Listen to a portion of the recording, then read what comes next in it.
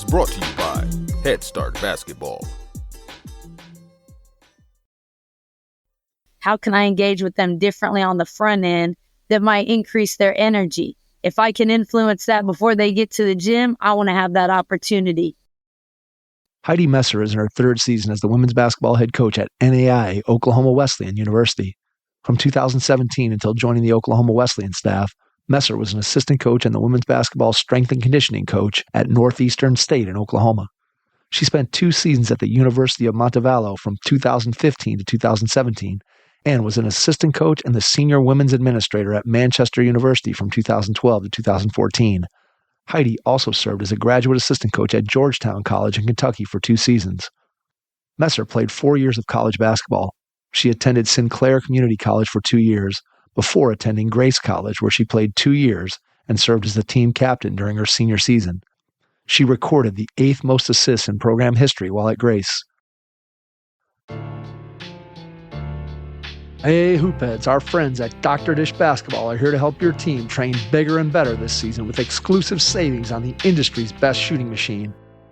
Now until October 31st, get $3,000 off the Dr. Dish CT Plus and experience firsthand what the ultimate training solution is all about.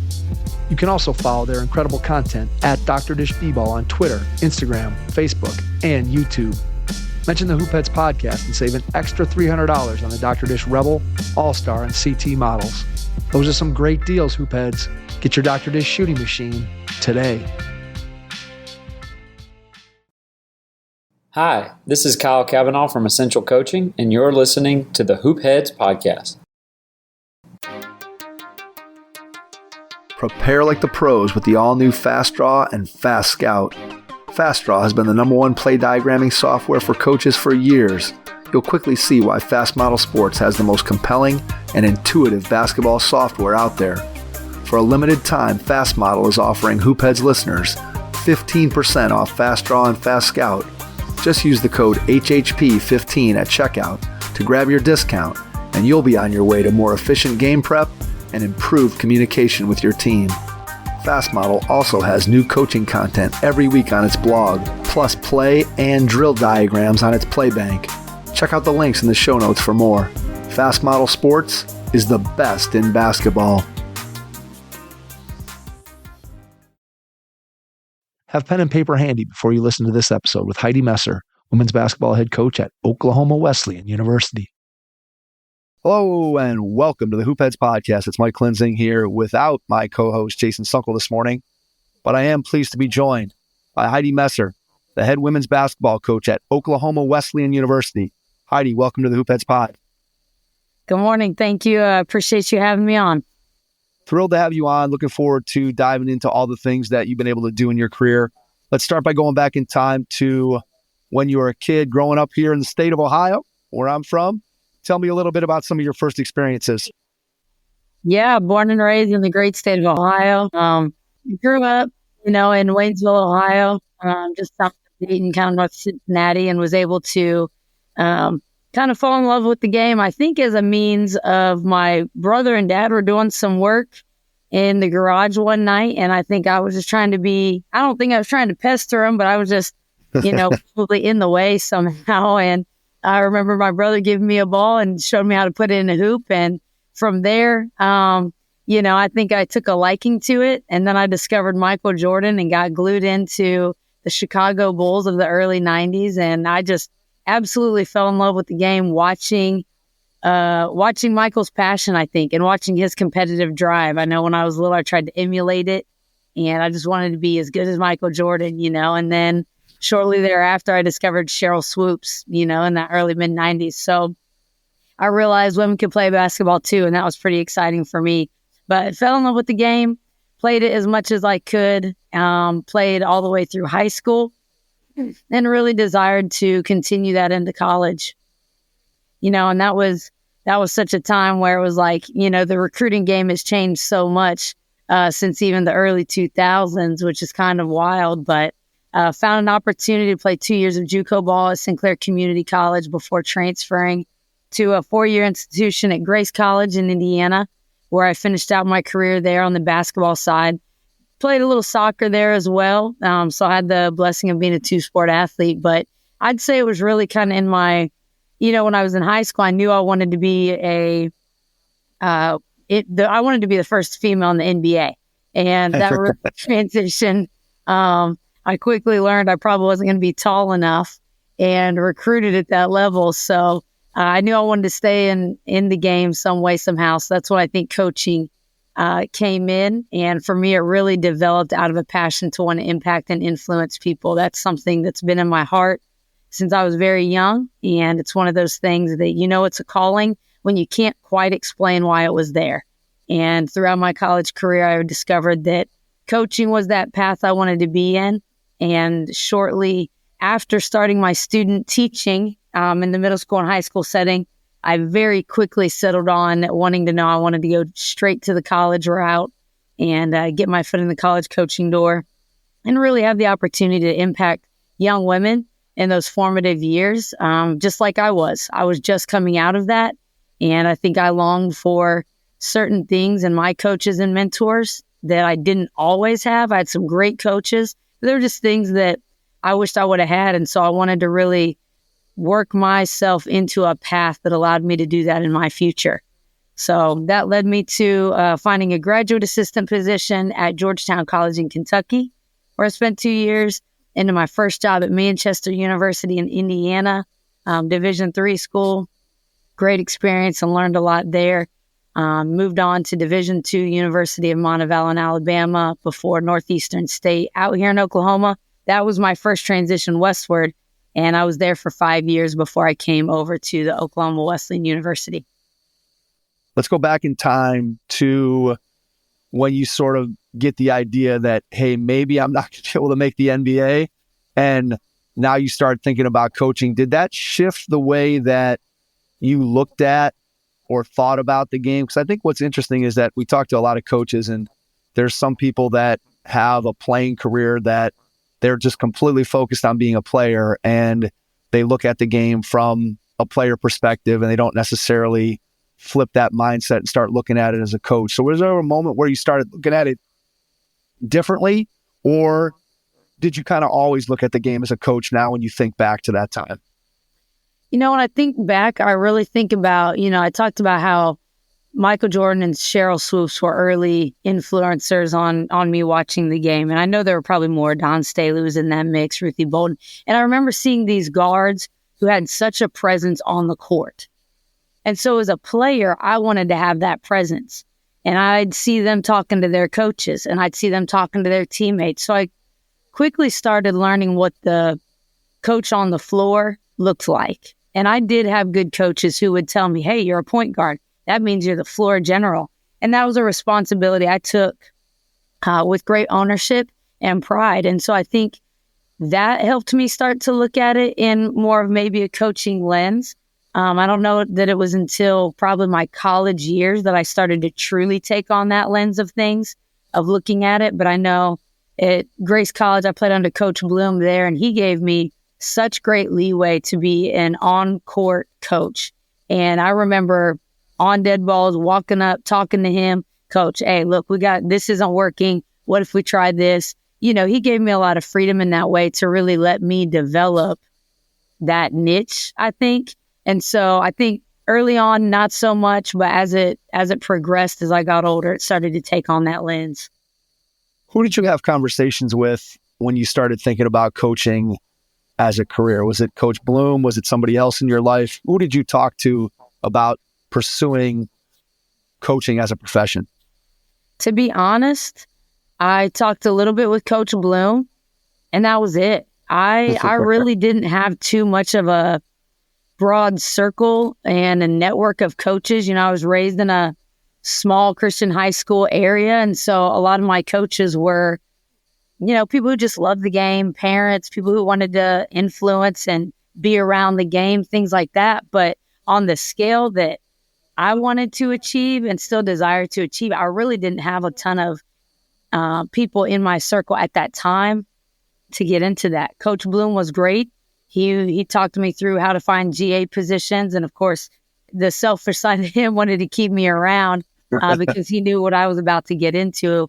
But yeah, it was a very self-paved path in a lot of ways. Why college coaching? So you go into your student teaching experience, and I'm assuming that you kind of thought maybe that was a route that you were going to go, being the high school coach, high school teacher. Was there something about the teaching experience that said, hey, maybe I don't want to do this and college coaching is where I want to go? Or was it more something about your experience as a college player that as you kind of got into it, you're like, yeah, I think I'd rather just spend full-time doing basketball? Not that you're full-time doing basketball, because I understand there's a lot of administrative non-basketball things that you do as a head coach, but just where was your thought process in terms of deciding that college was the route you wanted to go as opposed to high school? I think C, all the above. I think for me in the student teaching, I think, again, due to kind of limited knowledge on what the world of college coaching looked like, I think in my head I thought, okay, I need to pursue this health and phys ed degree, get my foot in the door coaching, and I'll work my way up. And during the student teaching process, I did middle school and elementary settings. And God bless PE teachers in the elementary setting all across America, because I realized quickly, this is not for me. I need to go straight to college and influence those like myself. So it was very much a combination of my experience as a player, as well as, this isn't the setting that I'm passionate about and want to thrive in every day, And so it was very much a combination of the two, knowing my experiences as a player and a developing collegiate female athlete, what I wanted to influence and impact, and the level at which I wanted to do it became really clear to me very quickly. When you first got that GA job at Georgetown, did you know right away that, hey, I've made the right decision? Did you love it from day one? And what were some of the things that you really liked from the very jump of getting there? Yeah, I did. It was a unique situation. I actually took a whole year to find my GA position. Like I said, I didn't have a ton of contacts.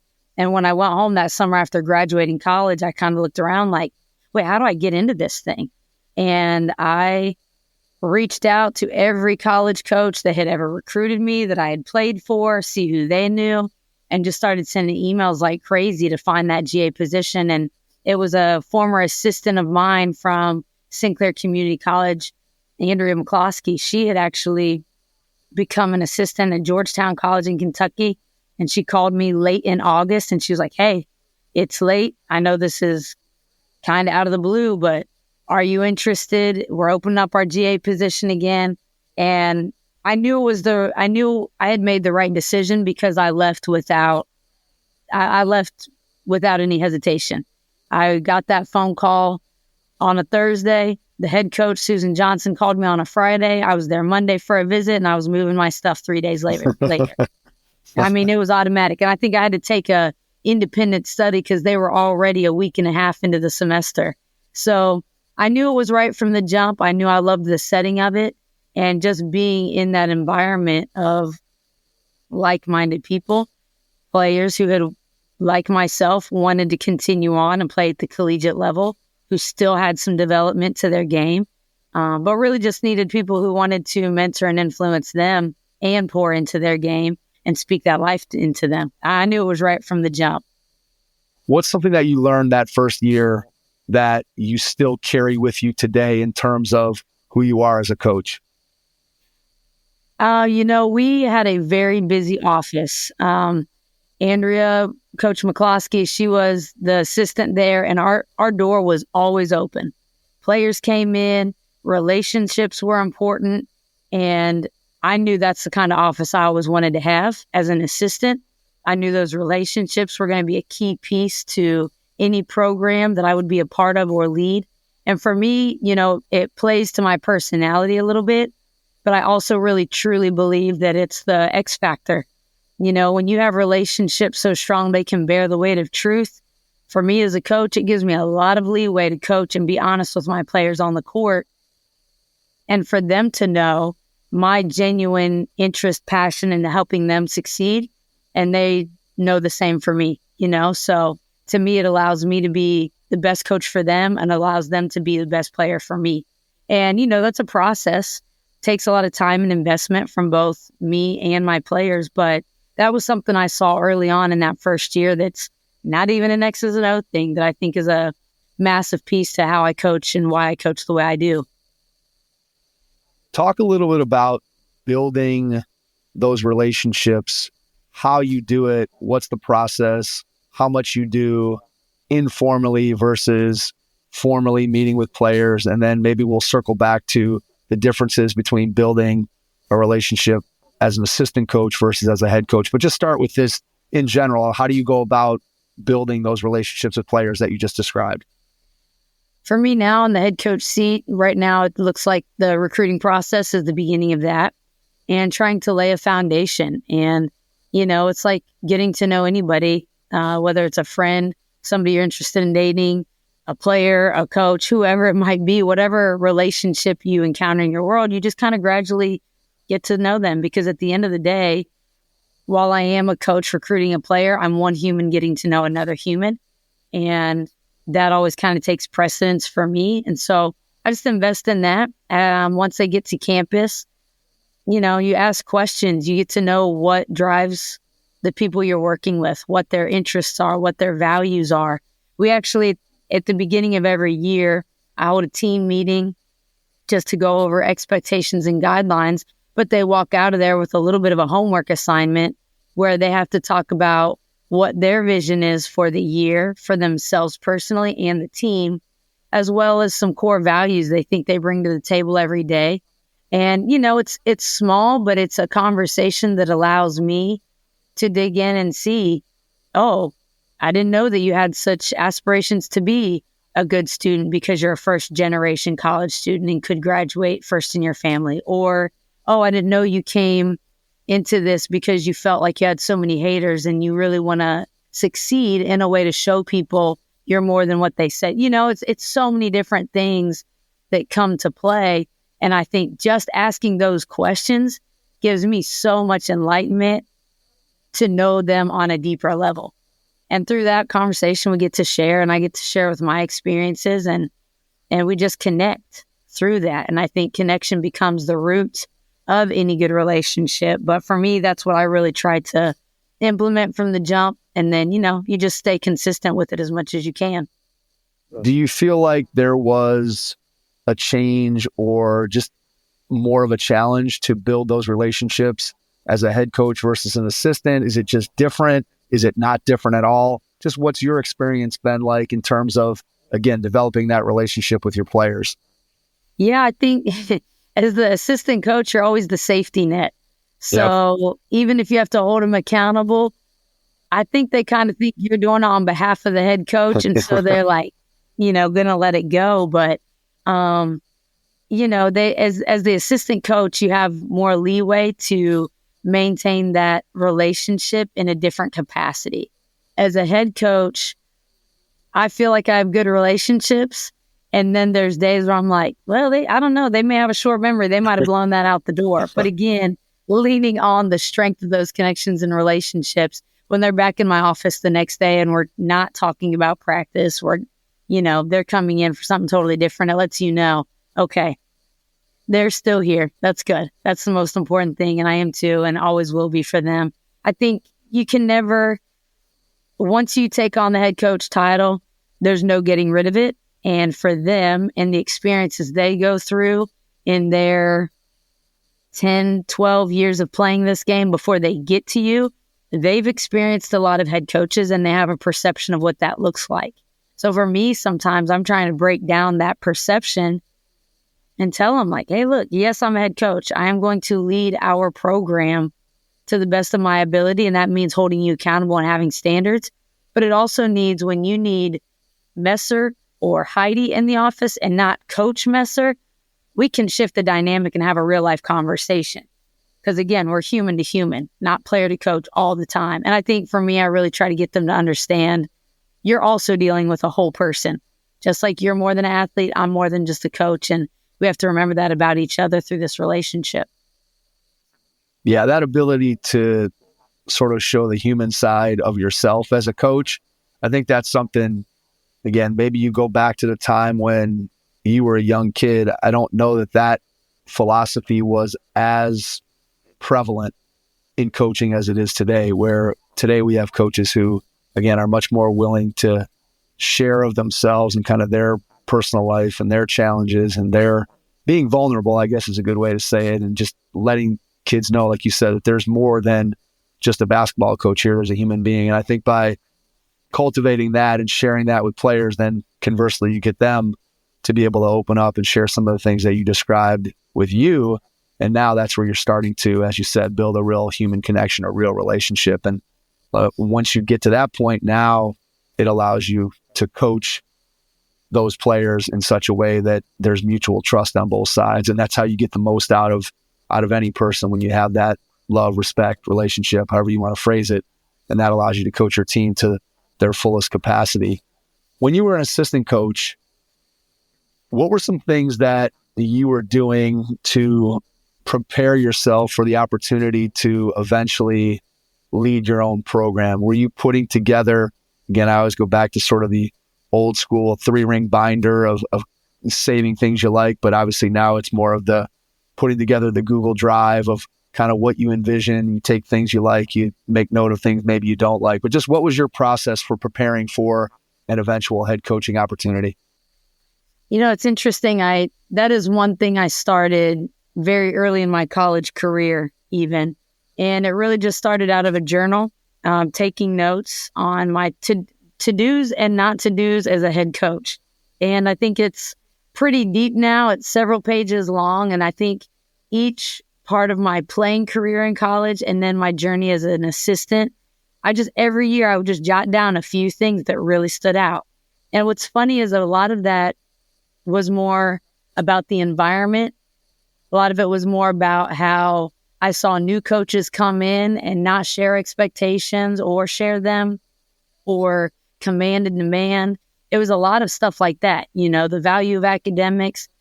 So that started when I was a player in my freshman year even. And then I think as an assistant, I continued in that path, but I also started to recognize more in terms of the X's and O's stuff. I just started being a collector of scouts, a collector of coaches I worked for, because at the end of the day, I didn't know what kind of team I was going to have in terms of personnel. And I'm that person. Even this year, I've changed up quite a bit of our team's offense because I realized what I've been doing the last 2 years really wasn't being effective the way I envisioned it. And it really didn't fit our personnel in the best way. So I've really kind of shifted that dynamic. And I think you got to have that adaptability as a head coach. That was something I probably got to observe in both directions, good and bad, as an assistant. So I just became a collector, I think is the best way to say it. But I think the most influential thing that I did to prepare, I stayed a long time at Northeastern State, 5 years, and I got a lot of ownership in that program. I worked under Coach Noah, and she, I told her when I took that job that I wanted my next step to be a head coach, and she jumped right on board with it and allowed me to have a lot of freedom. As I got to know how she wanted her program to operate, she gave me the reins to different things to exercise my knowledge and ability. And along with that, I joined the Winning Leader Program, Leader Kit, with Jeremy Boone. And if people don't know who he is, I would highly recommend they go look him up. I know you've had Steve on this podcast, and he works with Jeremy now as well. But that program developed me as a leader and taught me the importance of having a vision and a roadmap for how to truly build a program and do more than just, okay, let me be a cool coach that's got good relationships and try to have a good productive practice and win games. It really gave some depth to the life of what it means to be a head coach and run a program. So I think that was probably the most influential non-X's and O's thing that I did. And like I said, other than that, I just became a collector. Would you say that leadership piece, if you look kind of at the time leading up to getting the job at Oklahoma Wesleyan, would you say that leadership piece is an area where you feel like you grew the most in your coaching? Is there another area that you might touch on there that you feel like, hey, when I started, I wasn't really very good at this, but as I progressed through my time as an assistant, that I really improved? I don't know if you want to take the leadership piece of that or take something else, but just what did you grow in the most as a coach from the time you get that first job at Georgetown until you take over your first head coaching position? I think finding my voice was probably the biggest shift in all those years. You know, when you work for different people, and I was quite a bit of a people pleaser early on, and I would still say I am to a degree, but with some balance to it. You know, I just wanted to be a really great worker. I think early on in my career, I thought, man, let me be the Chris Daly to a Gino. I'm cool to be an assistant for as long as I can be. Like, I love this role. I don't mind being behind the scenes, being the doer, being the conversationalist, being the go-between between players and head coaches. I love that role. And so that was big for me to come out of the behind the scenes into finding my voice. I remember the first time I had to run a practice, I was so stressed out and nervous because what if I don't say what they want me to say? What if I don't coach us up the way they want me to coach? I was so frantic. And so I think finding that boldness, that voice, that confidence of like, look, basketball is a simple game. Let's make sure they're working hard and cleaning up what our coach wants to clean up, doing what's going to be beneficial in our program to make us excel when it's game day. That was a big piece for me. I was always a leadership nerd, so to speak. Read the books, listen to the podcasts, consume. But I needed to apply it, and I needed to be challenged to apply it. When I was a player, I loved being coached. I didn't mind the workouts. I didn't mind being pushed. I'm an adult. I joined CrossFit for the same reason. I wanted to be pushed and coached still in my 30s. And so I knew that I could only consume so much before I needed to be challenged differently.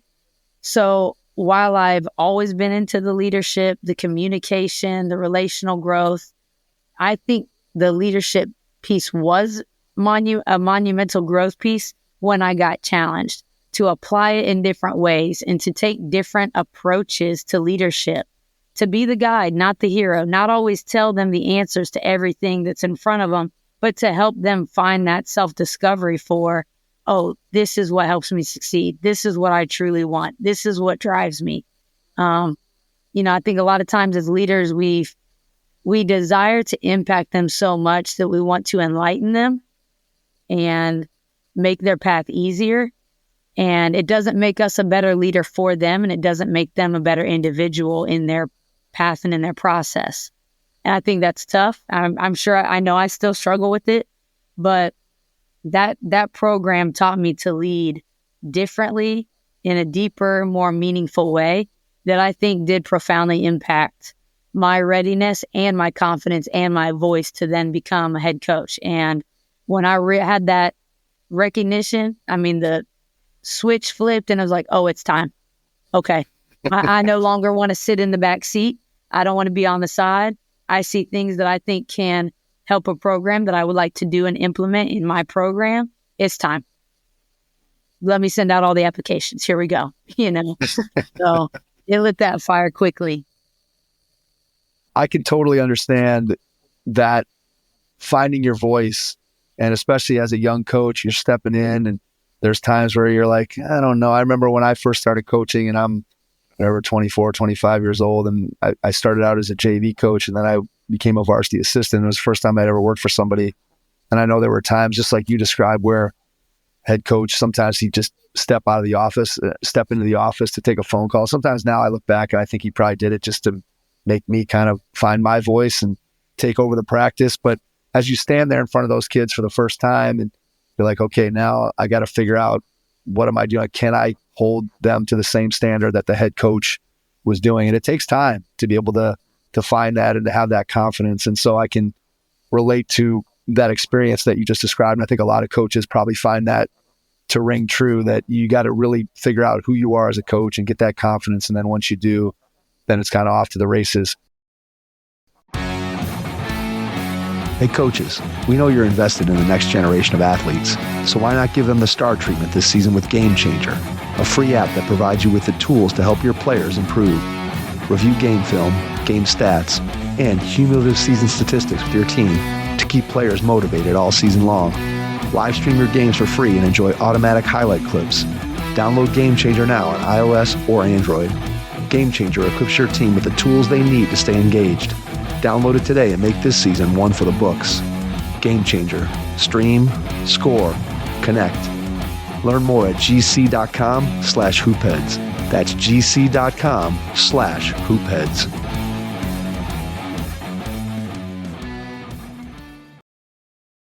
Tell me about the interview at Oklahoma Wesleyan. What do you remember about it? Was there any unique questions or anything that struck you as, hey, this is kind of this is the right place for me? I don't remember a ton about the interview in particular in terms of questions and things like that. I remember recognizing the vibe, I might say. Like, this felt like, oh, I went to college here. It had a lot of similarities to Grace College where I attended. And of course, you ask the questions about the scholarships and the league and the conference and all that stuff. You do your research. But I knew I recognized the environment, and I really felt like, this feels familiar. And not that I don't want to say that it felt safe and that's what made it felt right. But again, I got into college coaching because I wanted to influence and impact college student athletes like myself. And what better way to start that in my career than to do it at a place that mimics the environment I was in.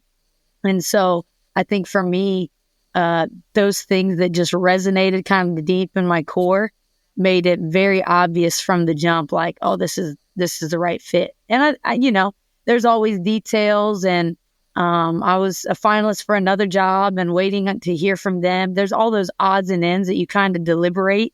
It was a very long 3 days of praying and thinking on the job decision. And, do I want to stay in Oklahoma? That was a big piece of it. I'm an Ohio girl. I'm from that side of the country, and look forward to a time when I might get to get back that way in my career. But, it was a lot that went into it, but it felt right. And I learned a long time ago that, when things just feel right, quote unquote, in your gut, you might want to give it a little bit more credit and give that credit to God leading you and guiding you in the right direction. And I think he's definitely done that and placing me here and opening the door of opportunity, because it's been great thus far, and I look forward to more great things here. But yeah, just, when you go through those processes, you know what's a fit and you know what's not. Who are the people that you had to get on board right away with building the program, sort of in the vision that you had? I mean, obviously, beyond the players, who within the school community did you have to talk to, sell on your vision to get it to where you wanted it to go? Who do you remember talking to in the first couple weeks of your tenure there? I'll be honest, in the interview process, I talked to the athletic director. And after that, I talked to the players. The players to me were the most important piece. And I knew that they obviously hired me and offered me this job because they saw a vision and a passion in me during that interview process. So once I had it, I was very player focused. I gathered all the information I could and started texting players and then saying, hey, can I give you a call, at this time or that time, to get to know them. That to me, I talk about it now as being important, but it truly was important the day I got the job. Okay, who are my players? Who's returning? Who might be on the fence? Who's coming in? Who's coming in under someone that didn't recruit them? How do I get to know them? They were my first phone calls and my repeated phone calls. It took me about a month or so to find a great fit as an assistant coach, and I did. I'm very thankful for that. She got on board straight away because she caught my energy and vision. If you get around me, it won't take you long. You'll see that I got a lot of energy and passion around this whole thing. And so she got on board very quickly, and I just kept emphasizing the importance of our players. At the end of the day, I coach 18 to 22-year-olds. It doesn't matter who's on board with me or what I'm doing in the office or what I'm drawing up. If they're not bought in and invested in the journey for themselves and invested in what we are doing as a program, it doesn't matter. So, to me, they're first and foremost, they're always the most important. Did you talk any basketball with them at that point, or was it just about the relationship and helping them get to understand you? Did you talk to them about, hey, what did you like about the program?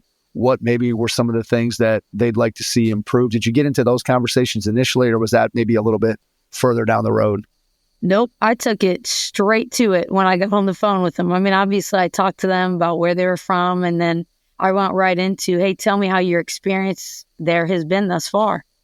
What are some things, because they didn't get a chance to interview me in that process. You know, some head coach interviews, they'll bring in a player panel.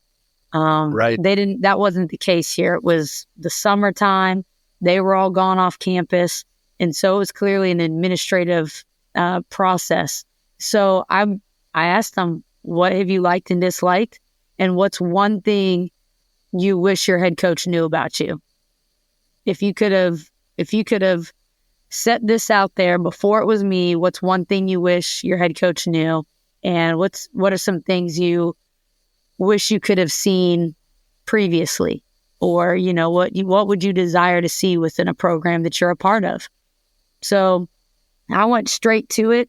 To me, I didn't really want to beat around the bush, because I think although I had a roadmap for how I wanted to build our program and how I wanted to lay things out, like I said, they're at the core of that.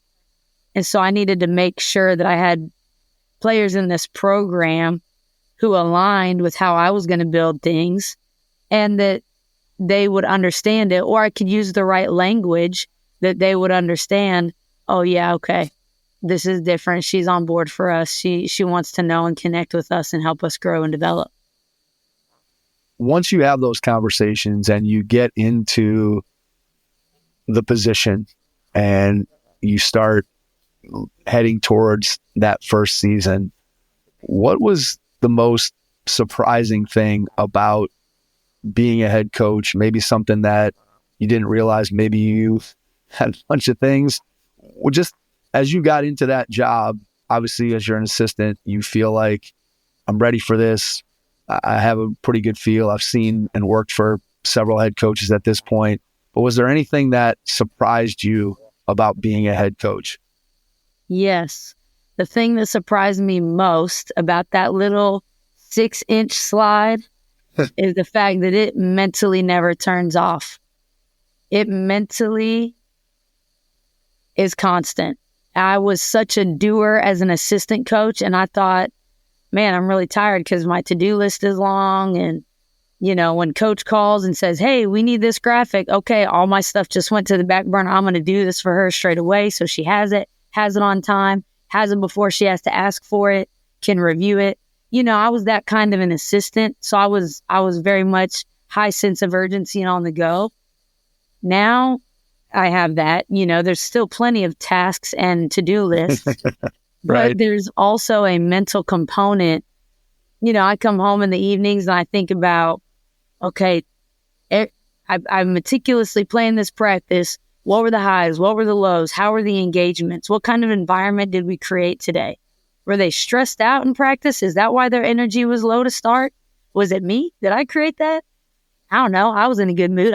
You just go through all these things. Well, how are they going to show up tomorrow? How can I engage with them differently on the front end that might increase their energy? If I can influence that before they get to the gym, I want to have that opportunity. Oh, our ball screen coverage was bad. Oh, I didn't check our help side. Let me look at it. It just never stops. And I think for better or for worse, being a coach that is a connector and that those relationships are important to me and that our environment is important to me, I think it's worse maybe because I put heavy investment in those things. Whereas I think in my head, I'm like, man, the people that show up, do their X's and O's, get in and out of practice and leave, they're really living. Like I'm the dumb one over here. But I think there's great value in it. And I believe that it's going to be used greatly and become something great one day. But I'm like, ooh-wee. The energy in the mental game was the thing that I think surprised me the most. And that's leadership. You know, I grew up in the home of a pastor, and he was the lead pastor of a church in Ohio. And obviously my mom assisted him in ministry. And I swore I would never get into ministry and never be a part of any kind of marrying a pastor or anything like that. I was like, I'm out. Count me out. And boy, have I learned that that's actually just leadership. And so it's kind of funny. It creates good conversations with them now because I'm like, oh, I thought that was just church people acting like that. Okay. But now I know that's leadership. So. Yeah, absolutely. I mean, I do think that there is a huge difference in your mentality and outlook as an assistant coach versus your mentality and outlook as a head coach. And there's probably lots of things that you can point to as to reasons why, but that feeling 100% is real. I think as an assistant coach, I don't know if the word is easier, but you can leave it behind for a little bit when you're at home or when you walk away from practice. When you are a head coach, every single detail, win, loss, practice, situation, everything just sticks with you. And I don't care. It doesn't matter what level you're coaching at. I know when I was coaching my kids in third grade rec basketball and we'd lose a game and I couldn't sleep for the next 36 hours thinking about what I could have done differently with a bunch of kids that could barely dribble the ball. So it's just, you feel it so much more as a head coach. There is no question about that. You mentioned a little bit just about, again, the preparation and getting ready for practice. Tell me a little bit about your practice planning method, just how you go about, what time of your day, where do you go, how do you put together a practice to try to maximize and create the most efficient and competitive practice environment you can for your kids? Yeah, I think I definitely do a kind of a month-long outlook. Okay, where are we going? Where do we need to be at that time? And then I kind of work backwards off of that to, get to my earlier practices and stuff. And so for me, I think every year I'm going to start pretty fundamental and basic. Hey, let's build up our transition and floor spacing and make sure we've got that squared away from the jump. Let's work on fundamental defense so we know we can be solid in these areas that are shell drill. We know how to deny. Like, I'm going to keep it real basic. And then we're going to kind of build into some more philosophy things that we do. But I think each day for me in practice, I want to engage them competitively. I want to get their communication up.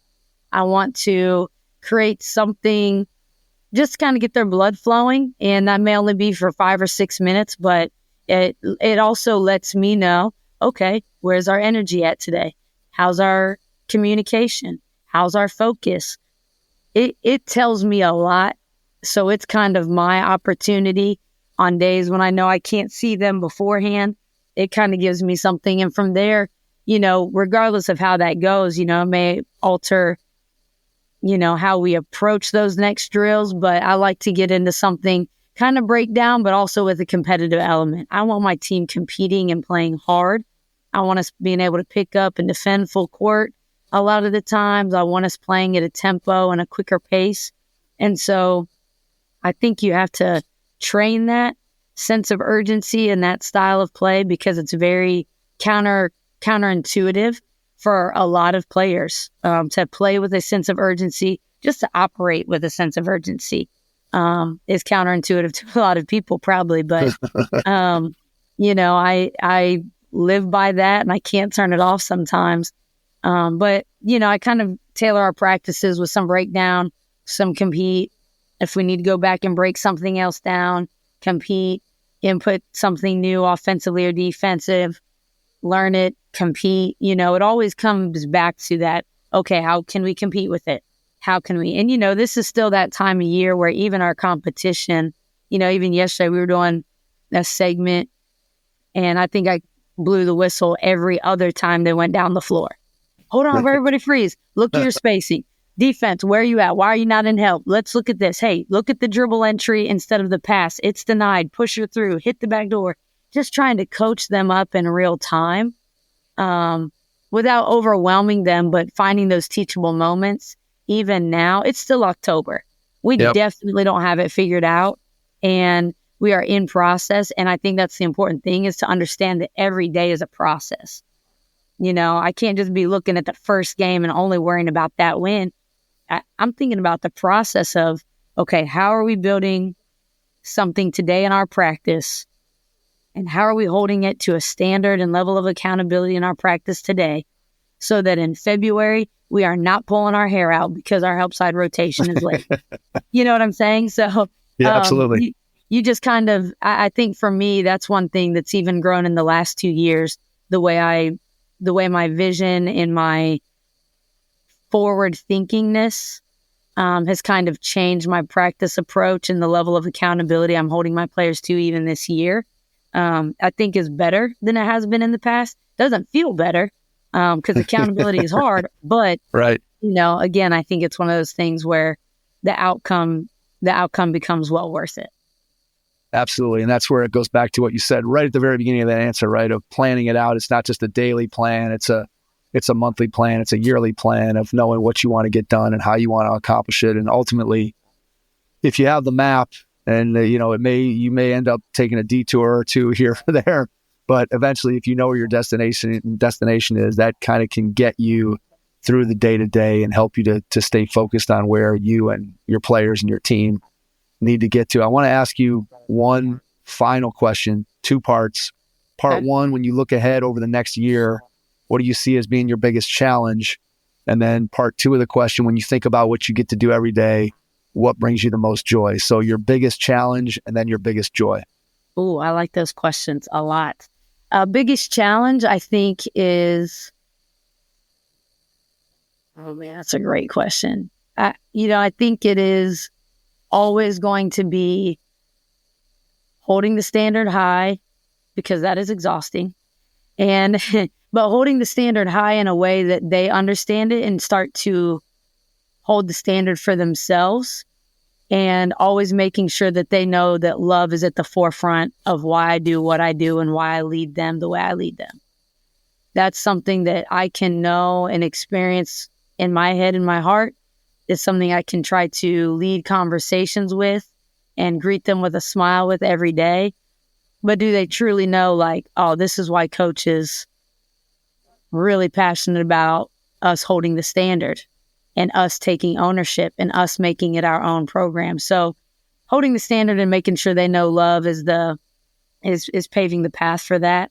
And then I think my greatest joy every day is my team, my players, my staff. I think the opportunity to have some kind of variation every day that builds around the game of basketball, conversations about life, conversations about the Lynx and Liberty game, whatever it might be, just those interactions bring me more joy than they probably even know, because, it's just fun for them to interact and reciprocate that relational side as well for me. And to know that it's always a two-way street brings me joy. It makes me feel like I'm doing something right, and that they find me approachable, and that they know that door is open and they can walk in and talk about whatever, And so I think they're the joy of what I get to do. And then obviously just being around the great game of basketball. Absolutely. It makes sense, right? Using the game to be able to have an impact as a coach. I think that there's nothing better than using something that you love to be able to have an impact on young people through coaching basketball is a powerful thing. For sure. Before we wrap up, Heidi, I want to give you a chance to share how people can connect with you, whether you want to share social media, email, website, whatever you feel comfortable with. And then after you do that, I will jump back in and wrap things up. Yeah, I'm on Facebook, Heidi Messer, and then Twitter and Instagram, although I'll be upfront, I am a terrible Twitter or X, whatever we're calling it now, user. But it's at hmesser1323. You can find me on either of those with that handle. And then email is hmesser@okwu.edu. And I love hearing from people. I love engaging in these conversations. So I'd love to hear from anybody who gets a chance to give this podcast a listen. Awesome. Heidi, I cannot thank you enough for taking the time out of your schedule this morning to jump on and join us. Really appreciate it. And to everyone out there, thanks for listening. And we will catch you on our next episode. Thanks. Your first impression is everything when applying for a new coaching job. A professional coaching portfolio is the tool that highlights your coaching achievements and philosophies. and most of all, helps separate you and your abilities from the other applicants. The Coaching Portfolio Guide is an instructional, membership-based website that helps you develop a personalized portfolio. Each section of the Portfolio Guide provides detailed instructions on how to organize your portfolio in a professional manner. The guide also provides sample documents for each section of your portfolio that you can copy, modify, and add to your personal portfolio. As a Hoopheads Pod listener, you can get your Coaching Portfolio Guide for just $25. Visit coachingportfolioguide.com/hoopheads to learn more. Thanks for listening to the Hoop Heads podcast, presented by Head Start Basketball.